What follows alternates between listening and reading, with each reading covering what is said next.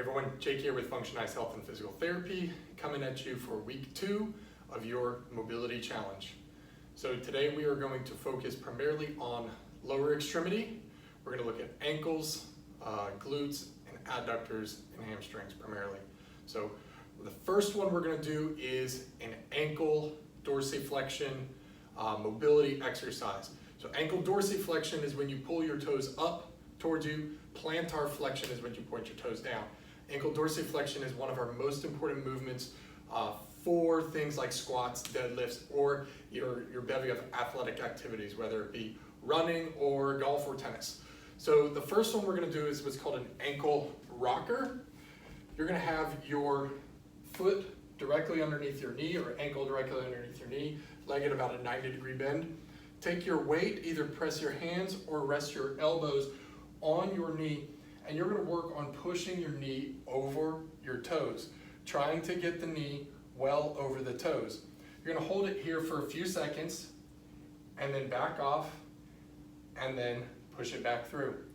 One thing that people, there's a big misnomer out there about the idea that when we squat, our knees shouldn't go over our toes. This is an old, antiquated thought on proper squat mechanics that we know is really improper for teaching us to use our glutes, use our back, and put our body in a nice functional position in order to do a squat well. So we actually want our knees to be able to get over our toes. When you do this exercise, make sure that the heel is not coming off the ground.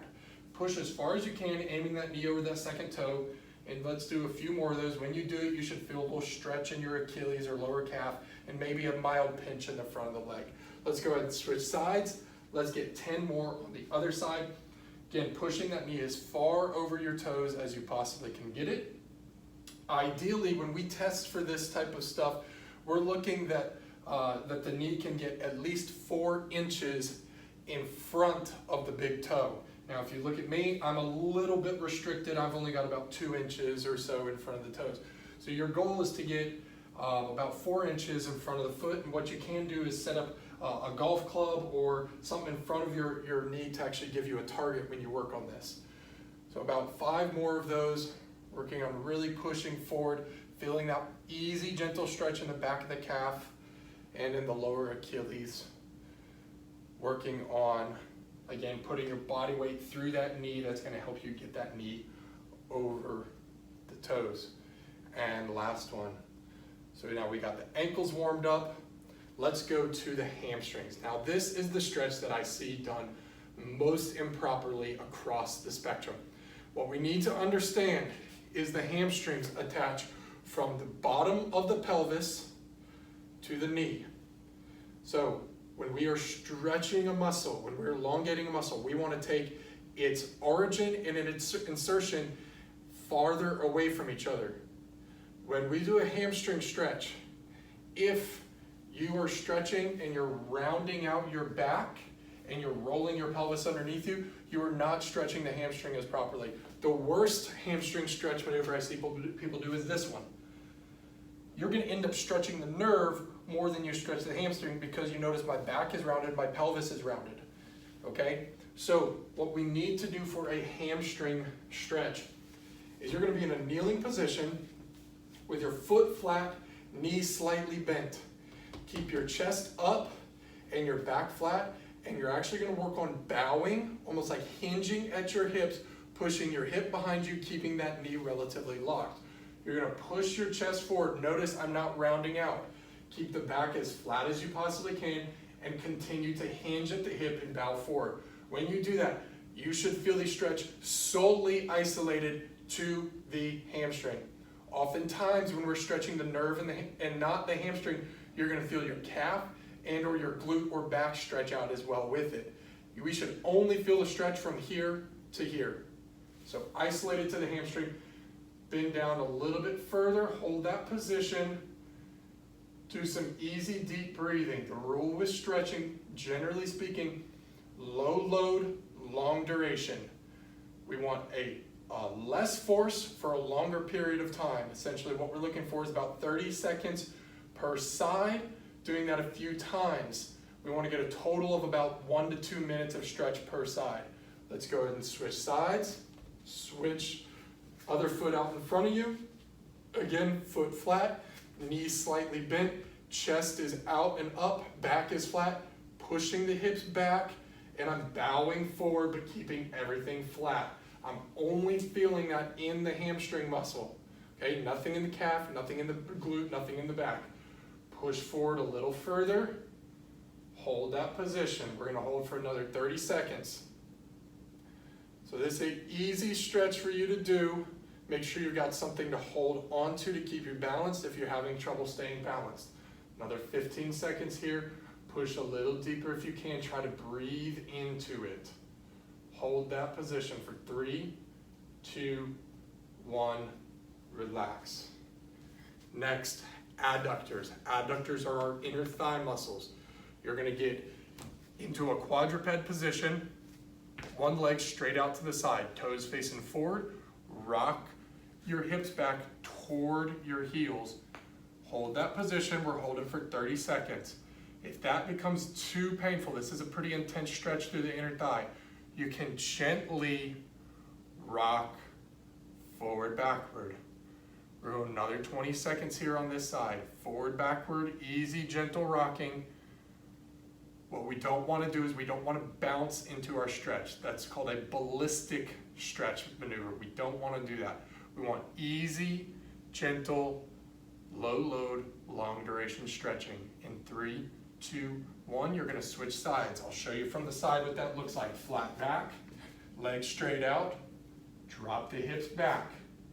Gently work back into that stretch, pushing your bottom towards your heels. Again, if you can't hold it statically, gently and slowly rock forward, backward. Stretching out the different portions of your adductor muscles. You have 3 main adductor muscles and then a 4th that also assists with adduction. So technically 4 adductor muscles. They all have different insertion points and origins, and so by rocking back and forth, you're actually kind of stretching different portions of each one. But that rocking should be gentle for another 5, 4, 3, 2, 1. Good. Last one is going to be a glute stretch. We're going to do a seated crossover figure 4. So get that foot, ankle kind of crossed over the other leg, get the foot planted on the ground. You're going to squeeze that knee into your chest. When you do that, you're going to stretch the outside of the hip. We don't want to feel pinching in the hip, so pinching in the groin rather. If you're getting pinching in the groin, simply open up the hip there just a little bit.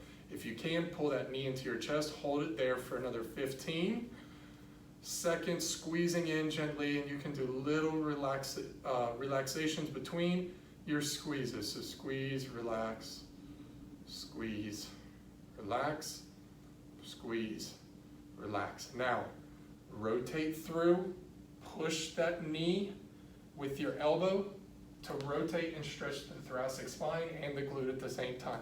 Open your chest as much as you can to the side. Hold that position for another 15. You should gently be pushing the knee out with your elbow and try to open up your chest as much as you can. Hold it for another 5, 4, 3, 2, 1. And switch. Crisscross. Pull the knee into the chest, gently squeezing and relaxing. Squeeze, relax, squeeze, relax. Get about 5 of those, or about 30 seconds worth of stretch time. And then we're going to rotate through, open up, elbow on the outside of the knee, turn your chest, get as much of rotation as you can comfortably get while pushing that knee further out to the side. You're going to feel that throughout your spine and in your glute. You should not feel it in the leg that is out in front of you. If you are, you need to bend that knee just a little bit. Hold it there for another 10 seconds. 9, 8, 7, 6, 5, 4, 3, 2, 1. Rest. Now that concludes our stretches for the day. So you've got your ankle rockers, hamstring stretch, adductor stretch, and glute stretches. Do each one of those for a grand total of about 1 minute to 2 minutes per.